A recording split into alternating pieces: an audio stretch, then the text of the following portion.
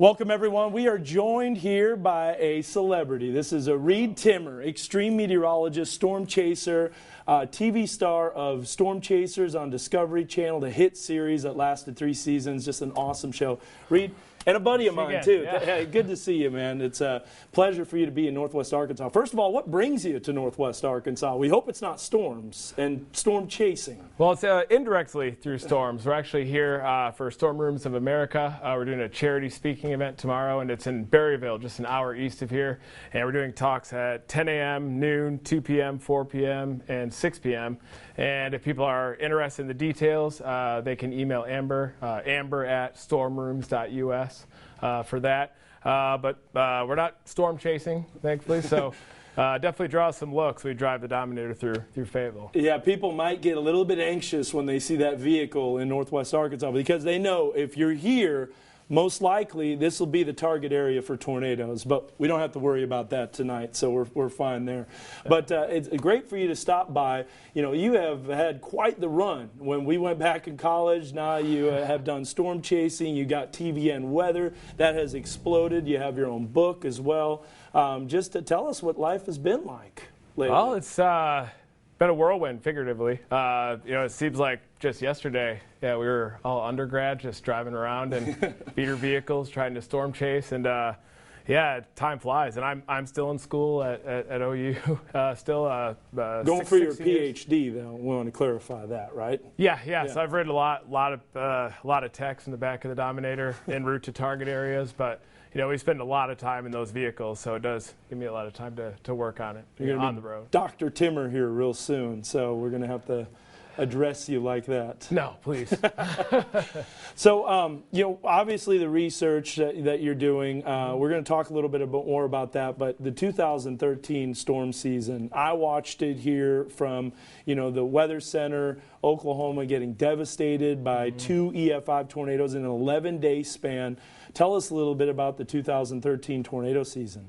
Yeah, well, it was right in our own backyard in Oklahoma there, and the Moore EF5, Moore got hit again, and back in 1999, that was one of the first tornadoes that I ever saw, and that was an F5 that took nearly the same track. Then you had the 2003 one, and this one was just as devastating, and it missed my house by less than a mile, and it's just so sad and tragic that that the 24 deaths, that there were 24 deaths, and that there were children at the school, and it's just a tragic season all the way around. And it was a unique season too because it was focused in a very short time duration. It was all during May. Those 2 weeks in May, you had a bunch of strong tornadoes. There was May 19.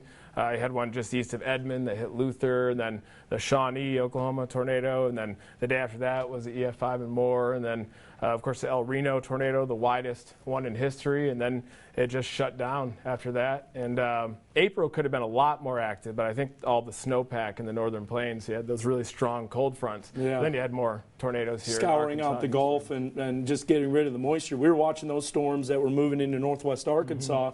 We had several tornado warnings, several tornadoes that touched down on May 19th, May 20th as the storms moved in, and then the same thing for May 31st into June 1st. So we were watching the storms as well. You know, the meteorological community and the scientific community, you know me, I love to research. You love the research as well, understanding tornadoes, how they work. Oh, yeah. The weather community took a big hit on May 31st with the loss of Tim and Paul Samaras and Carl Young. Tell me a little bit about your relationship with Tim. I know that you knew him well.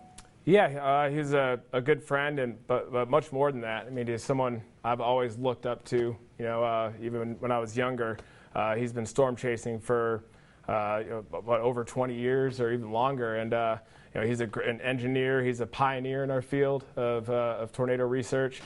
He measured the world record pressure fall inside a tornado in the Manchester F4 tornado in 2003, and he has the high-speed camera too, the Kahuna, which was I believe the fastest camera in the world. And so he's an inventor as well, and nicest, most caring individual, and the safest storm chaser out there that I've ever known. And he was just a great person too, and he always cared about the safety of others. And it's just sad that we lost such a pioneer in our field. And his legacy will continue to live on. His research will indirectly save lives for years to come through his research, and people will take where he left off and better understand tornadoes, and we'll keep increasing those warning lead times and design better structures because of his work. And I bet he probably died a hero. I mean, probably trying to deploy probes or trying to save somebody else's life. Or that's the Tim and Paul Samaras and Carl Young that I know. And yeah, we definitely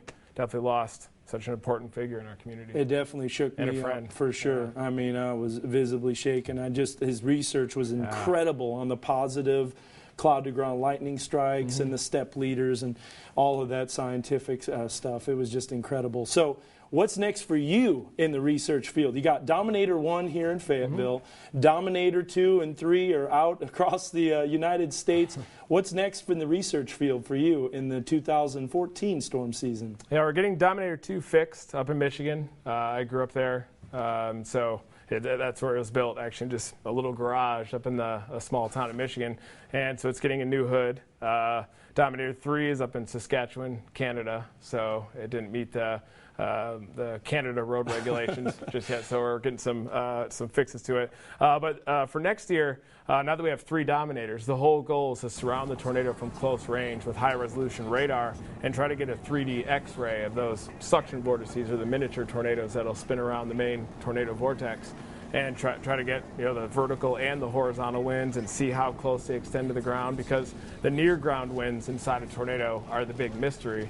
And we can keep measuring the cyclostrophic balance above the friction layer all day long, but the relationship between that and the surface is what really matters, because it's the winds near the ground that cause the damage. But there are some theories out there that show the wind speeds could be 500 or 600 miles per hour in the real small scales in the strongest tornadoes, but we don't know if that theory is accurate until we can measure those directly. And that's why we have 3 Dominators, and we have 1 radar, so we need to get 2 more radars, and they're not cheap, so it might take me 10 years to save maybe up for Jumpstarter program again. Or the Kickstarter, Kickstarter, start up that program. Congratulations on that as well.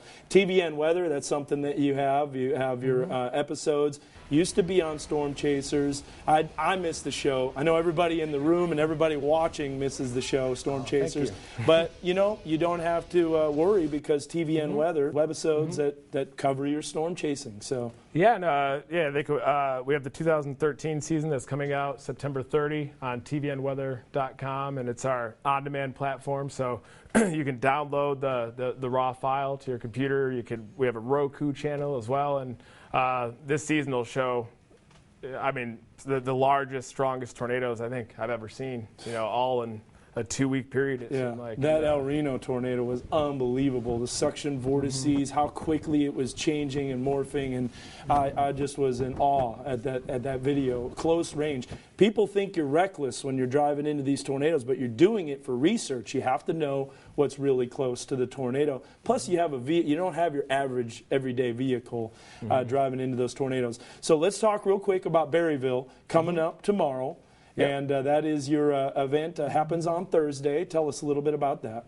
Yeah, it's tomorrow morning. The first speaking event is 10 a.m., and we'll be doing one at noon, 2 p.m., 4 p.m., and then 6 p.m. to accommodate everybody's schedule. And it'll be the first time that I'm doing the updated 2013 presentation. So we'll show some video and data that we haven't released yet.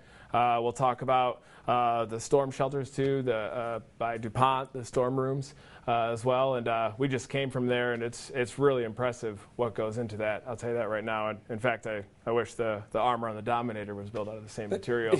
But yeah, we'll be there talking about our science and why we built the vehicles in the first place. We'll talk about the progression of Dominator 1, 2, and 3.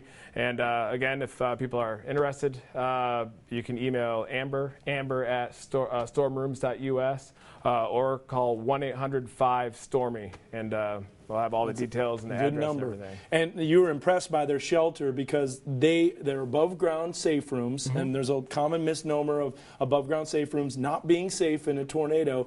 But May 24th, 2011, the tornado that was very close to Piedmont took a direct hit.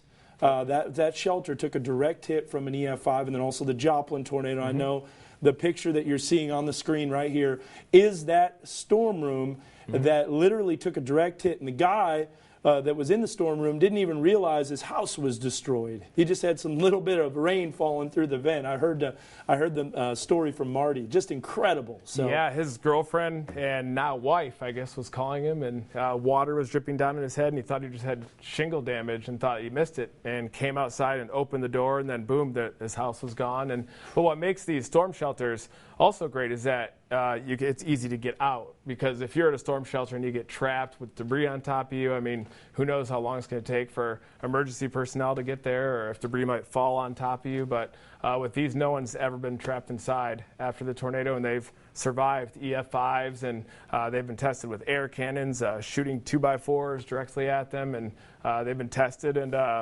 you know, if I didn't chase storms, I didn't have a mobile version of a storm shelter, I would definitely invest in one. So. Well, cool. Yeah. Well, again, here's the information on the screen. Reed will be in Berryville all day tomorrow, and come on out and see his presentation. You'll also be signing autographs, and big thank you to coming by KNWA and our studios here for this interview. I appreciate it. Thanks for having me. Good seeing you. Reed Timmer, everyone.